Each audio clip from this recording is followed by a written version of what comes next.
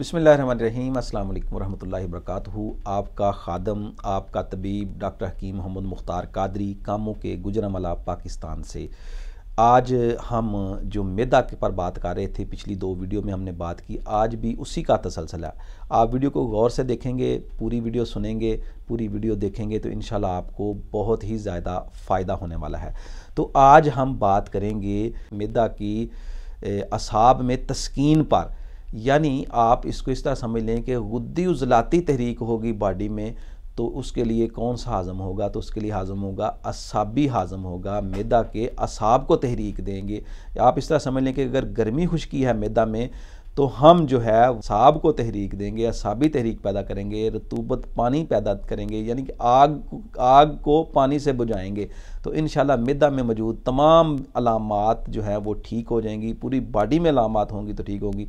तो गुद्दी उज़लाती तहरीक में या गर्मी खुश्की की वजह से जो मैदा में बीमारी पैदा होती है, तो उसमें क्या ख़राबी पैदा हो जाती है कि मैदा के जो एपिथेलियल टिश्यू हैं या गुद्दी टिश्यू हैं, उनमें तेज़ी होने से जिस्म में हरारत बढ़ जाती है। उससे जो है वो मैदा में जलन, सीने में जलन, इसके अलावा जो है वो चरपरे डकार और पेट में मरोड़ उठना, करूरा जो है या बॉल है या इसको आप यूरिन कह सकते हैं, इसका कलर जो है वो पीला जर्द होता है। तो ऐसे मरीज़ों में जो ये अलामात पाई जाएं, ये गुद्दी उज़लाती तहरीक है, मैदा के गुदद में जो है वो तहरीक है। तो इसका इलाज हम करेंगे असाबी तहरीक से। अब असाब को तहरीक देंगे और मैदा में जो है वो रतूबत पानी की जो है वो कमी को पूरा करेंगे, तो इंशाल्लाह आपकी तमाम अलामात जो हैं वो गर्मी बढ़ जाने से जो पैदा हो चुकी हैं वो ठीक हो जाएंगी। तो उम्मीद है आपको ये वीडियो भी पसंद आने वाली है। उससे पहले मेरी आपसे गुजारिश है कि वीडियो को लाइक ज़रूर करें, चैनल को सब्सक्राइब कर लें, अगर आप नए हैं घंटी के बटन को ज़रूर प्रेस कर दें ताकि आपको नई आने वाली वीडियो जो है वो टाइम पर और बर वक्त मिल सकें। तो चलें शुरू करते हैं कि गुद्दी उज़लाती तहरीक की वजह से जलन, डकार, चरपरे डकार, पेशाब में जलन, पेशाब का कलर जो है, यूरिन का कलर जो है वो पीला, तो ये गर्मी के अलामात हैं। बहुत ज़्यादा गर्म खुश्क चीज़ें कसरत इस्तेमाल करने से जो है ये अलामात पैदा हो जाती हैं, मैदा में जो है जलन रहती है। तो ऐसे मरीज़ों का इलाज करेंगे हम असाबी तहरीक पैदा करने को। उसके लिए हम असाबी हाज़म आपको बयान करेंगे। असाबी इस नुस्खा का नाम होगा असाबी हाज़म।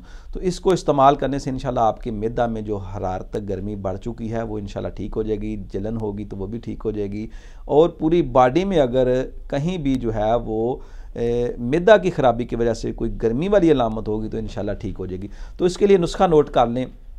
सबसे पहले नुस्खा नोट कर लें। नुस्खा आपने लेना है सज्जी खार, मशहूर चीज़ है, 2 हिस्से लेनी है आपने, यानी आप इसको इस तरह ग्रामों में कर लें, 20 ग्राम कर लें। सुहागा बिरियाँ 2 हिस्से लेना आपने। ये जब भी आपने सुहागा इस्तेमाल करना है, इसको पहले तवे पर बिरियाँ कर लें। ये तरीका भी आप यूट्यूब से सीख सकते हैं, मौजूद है, या किसी गूगल पर सर्च करेंगे तो तरीका इसका बयान है। सुहागा बिरियाँ 2 हिस्से, यानी आप ये भी 20 ग्राम कर लें। और इसके बाद इलायची कलां, यानी बड़ी इलायची जो है, ये 4 हिस्से आपने, यानी आप इसको 40 ग्राम कर लें। तो ये तीनों चीज़ें आप अच्छी तरह मिक्स कर लें, पाउडर करके रख लें। ये असाबी इसका जो है नुस्खा का मिजाज होगा, असाबी गुद्दी। ये गुदद की तहरीक की वजह से या गर्मी खुश्की की वजह से जिस्म में जितनी अलामात हैं पैदा हो चुकी हैं, मैदा में पैदा हो चुकी हैं, इंशाल्लाह ये उसका फ़ौरी हल और फ़ौरी इलाज। आप बेतहाशा फकियों से आपकी जान छूट जाएगी। जब आप तिब्बे मुफ्रद जाके मैदा को समझ लेंगे, मिजाज को समझ लें, मैदा को समझ लेंगे कि मैदा मुरक्कब उज़व है, तो तब आपको समझ आ जाएगी कि मैदा किस टिश्यू में ख़राबी पैदा हो चुकी है। तो ये ऐसी सूरत में मुफीद है जब पेट में मरोड़, रिया और इसके अलावा जलन, डकार, गुद्दी तहरीक की हर अलामत के लिए अल्हम्दुलिल्लाह, मैदा की हर अलामत के लिए कामयाब नुस्खा है। तरीका इस्तेमाल आप इसकी तरफ 1 रत्ती से 1 माशा तक, यानी 1 रत्ती मैंने पहले भी पिछली वीडियो में बताया कि 1 रत्ती 2 काली मिर्च के बराबर है।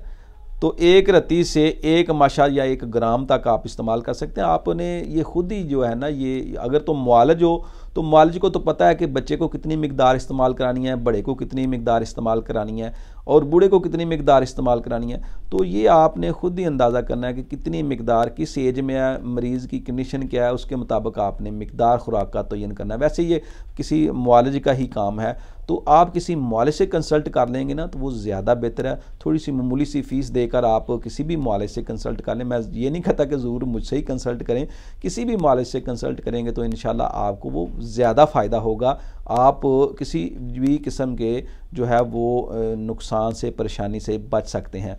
तो नुस्खा जो है बहुत अच्छा है। मेरी कोशिश होती है कि ऐसे नुस्खा जात आपको बताऊं जो कोई नुकसान ना दें, सादा हो, आसान हो। इसके साथ आपने असाबी ग़िज़ाएँ शुरू कर देनी है। जैसे जो है वो आप असाबी गुद्दी ग़िज़ा में जो है वो शलजम, कद्दू, टिंडियाँ, काली तोरी, हलवा कद्दू, ये वाली सब्ज़ियाँ काली मिर्च में पकाकर जो है ना वो साथ इस्तेमाल करें।